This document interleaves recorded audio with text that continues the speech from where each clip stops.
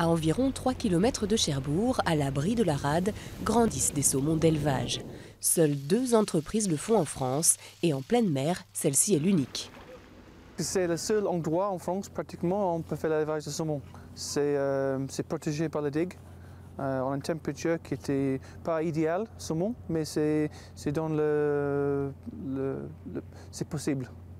Pas de quoi rivaliser donc avec les pays nordiques au niveau quantité ni sur les prix. Le saumon de France se vend 2 fois plus cher en moyenne, mais nage au milieu des courants avec plus d'espace que la plupart des espèces norvégiennes. Ainsi, l'entreprise mise sur le haut de gamme avec un poisson musclé. On a des nageoires qui ne sont pas abîmées, qui sont pleines, avec un liseré noir sur la nageoire caudale. Vraiment en aspect extérieur déjà. Et puis après, on est beaucoup moins gras que certains poissons norvégiens. Je ne dis pas qu'en Norvège, il n'y en a pas qui font de la qualité, mais... La ferme, rachetée en 2008, limite sa production à 800 tonnes par an. Un marché de niche par rapport aux 170 000 tonnes consommées en France chaque année, selon l'Ifremer.